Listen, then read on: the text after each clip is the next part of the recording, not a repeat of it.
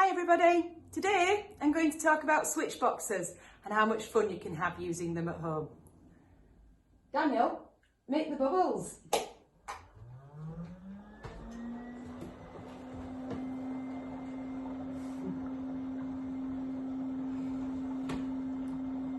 It's really important when we're using switch boxes, no matter how hard it is and no matter what we're using, to try and avoid saying press the switch and to try and say make the bubbles.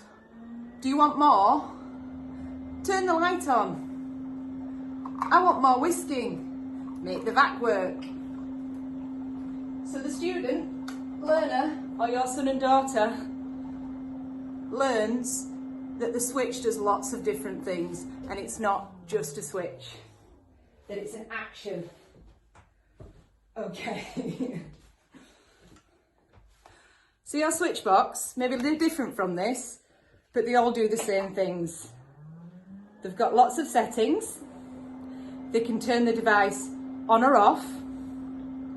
You can put it on a time setting. So when your student or learner switches it on, it'll stay on or it'll turn off.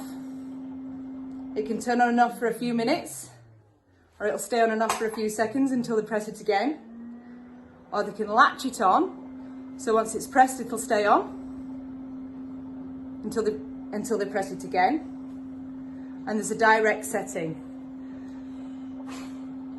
You can change how long, whether minutes or seconds, with your timer here. When you plug your electrical equipment in here, you need to put your switch in on this side. Okay, let's get started. Have a think about all the electrical things you've got in your house. It can be anything. I had a quick run round and I've got a hairdryer. Think how much fun it could be for them to be in charge of their own hairdryer and switch it off and on while you're trying to do their hair. They can have their very own disco. Let's have a go. I'm sorry, we've finished. Let's have a go with our disco. We're finished. Oh, but we have got a disco. And switch the lights on. I'm going to show you the timer setting on a slightly less one, I think. Should we do a direct setting? Okay. I don't know if you're going to be able to see that as well as I'd like. Is it behind? So that's the direct. You have to hold it. If I let go, it's going to go off. So you need to have big muscles to do that.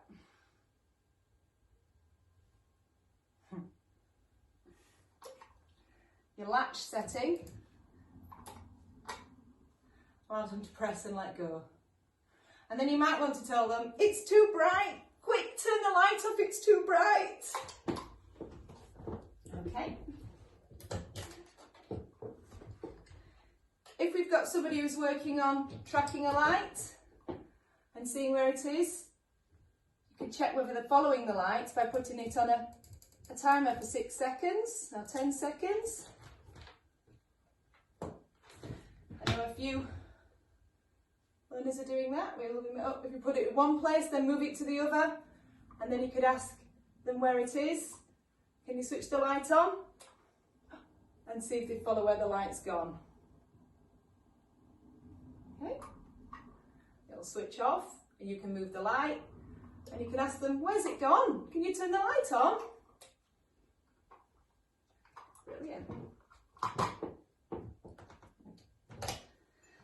And I've seen some of you using a switch box for this, so that's brilliant. And of course we can do some whisking, or we can do some messy whisking, as I would, and do some whisking with some messy bubbles. I'm going to turn the timer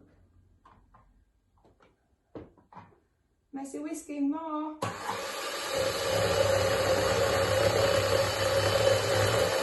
Not edible, Jackie.